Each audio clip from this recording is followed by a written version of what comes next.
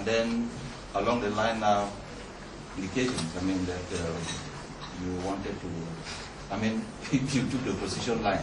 And so the CPDM, they started questioning themselves. I mean, if this was somebody we had seen as independent personality, the next day he now wants to be a candidate and so on. Don't you think this has even some sort of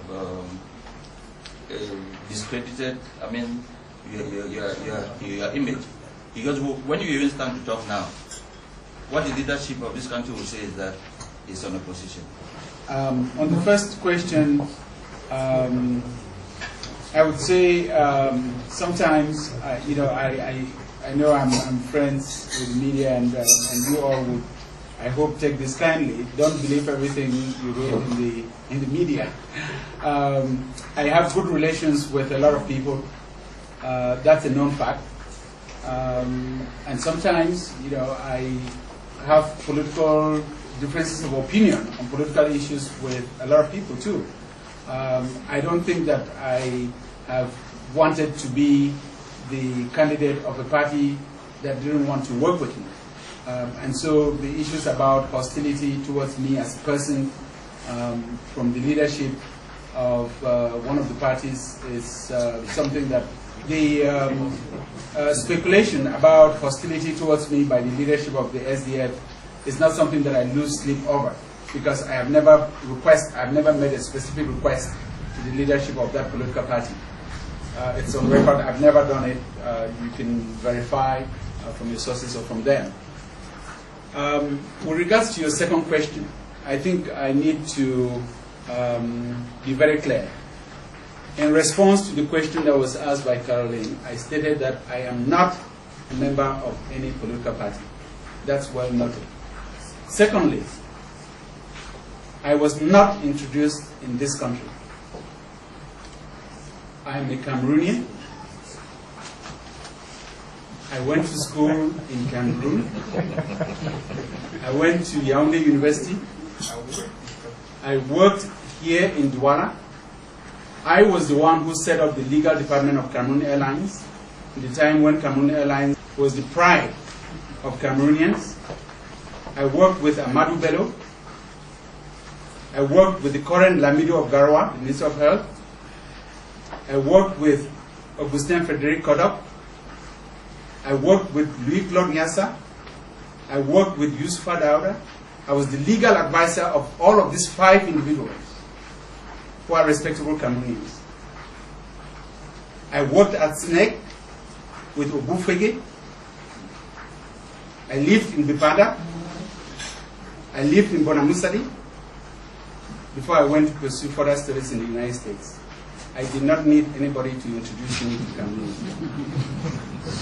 The third point is that one of the things that really irks me is the arrogance of certain elites, so-called elites of the ruling party.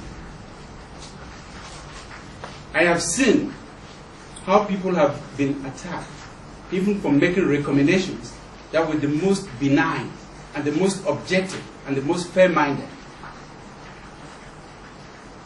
If you are of the media and you write an article which is critical, which is the role of the media, you get harassed for it. I haven't seen the kind of open-mindedness that I've seen in a number of African countries, where ruling party officials create space for dialogue, where they can put their points forward and receive feedback from people who have other political views than theirs. That explains some of the issues that I talked about when I talked about very polarized debates. We don't have room for dialogue across party lines in our country. And that's why from time to time, the only way in which people express themselves is to stage demonstrations. If we were a functioning democracy, we should have those opportunities. We should have them through the media. We should have them through civil society organizations and think tanks that come up with policy recommendations. We should have them in parliament, where members of parliament can introduce bills, even members of opposition parties can introduce bills. that these bills are debated upon openly, and even members of parliament from the ruling party can introduce legislation. There have been many countries where members of parliament from the ruling party have introduced legislation that have helped to strengthen the democratic institutions of those countries. Next door in Nigeria, in 2007, when President Obasanjo wanted to amend the constitution of Nigeria, it was the parliament of Nigeria, the senators and the members of the House, who were majority PDP legislators, who said that that would weaken the democratic process in Nigeria, and they voted down Obasanjo's amendment. There was an open debate that was carried live by private media, not even by the state media in Nigeria. And the Nigerian population said they wanted to see how each member of parliament voted on this particular issue. When Chiluba in Zambia wanted to amend the constitution of the country to also give himself a third term, it was the MMD parliamentarians of his own political party which said this couldn't happen to our country. It's the same thing that happened with President Muluzi in Malawi. So we don't see those kinds of debates in our own National Assembly. Because when you stand up and you make a suggestion that someone doesn't agree with, immediately you are attacked in your person, not on principle, not on your idea. And so I think that with what I can bring to my country, if I stood out there and that the test, the benchmark that I had for myself was what would please one individual or the other, I would be doing a serious disservice to my country. I cannot, in my conscience, allow myself to subject myself to the point where I would only speak out on the issues that would please one or two elites. Because deep down in their hearts, many of them, in private conversations, would tell you the same things that a lot of Cameroonians say in public. Where do you think my classmates are? My classmates with whom I went to Yaoundé, who went to Enam, who went into magistracy, and who didn't have the opportunity that some of us had to go study out of the country. They're working for this government. They're working for the state. They are of my generation. And they feel strongly about the future of this country the same way that I feel. In many ways, some of us on the outside, outside of government, are doing a great service, even to people who are in government and who mean well for the country, and who wish they had the opportunity to also make their voices heard. My wish for this country is that we will ultimately get to the point where every Cameroonian will feel they have a contribution to make, and will make that contribution knowing that their ideas will be taken into consideration and their person will not be attacked for that. I feel very proud of my contribution thus far, and I feel very comfortable with what I'm doing for my country. So do you think that the country will be able to have two elections in 6 months as presidential, which I'll say was and a municipal and the legislative should be 2024? The issue of the economy of elections in Africa and in the developing world at large is an issue that has been raised very often. And you have had some people who think that elections are a very expensive exercise, and that given some of the other economic issues that countries have to deal with, they could forego the possibility of having elections. My viewpoint is slightly different for two reasons.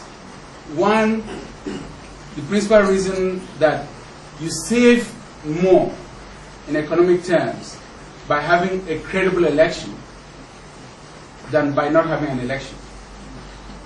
When you look at what the countries that I mentioned have suffered because of failed elections, their economies have really taken a hit. There was a time when no tourists could go to Kenya because of what was happening there. Zimbabwe is now a basket case, no investor is going there because of what is happening. So when you have a good election, on the other hand, there is always a natural bonus that comes with it. When you look at the economic investments in Ghana, at one point, Ghana and Cote d'Ivoire had the same GDP. But because Cote d'Ivoire was submerged in its political crisis, its GDP plunged at a time when Ghana's GDP was going up. And just because in the last 12 years, Ghana has had a series of successful elections, when everybody talks about democracy and a good enabling environment for the economy, for investors, today in Africa, people cite Ghana as a success story. There's a bonus that comes from it, just because of the eagerness of investors to come in and to invest, and people to want to do business, because there's a sense that this country has its act together and it's doing well.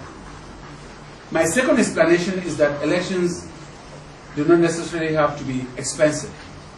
There's always a false impression in the minds of some people that elections is about, well, biometrics is the new thing now. It's biometrics, it's computers, it's sophisticated machines. I went to one country where someone was talking about electronic voting in a country that had 20% electricity and constant power failures.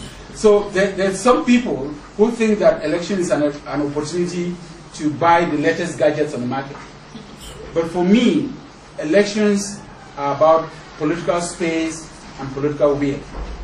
If you create the political space and you have the political will to do the right thing, you can have a very cheap election, but an election that will represent the will of the people and that will strengthen the institutions of the country and give the country a good image.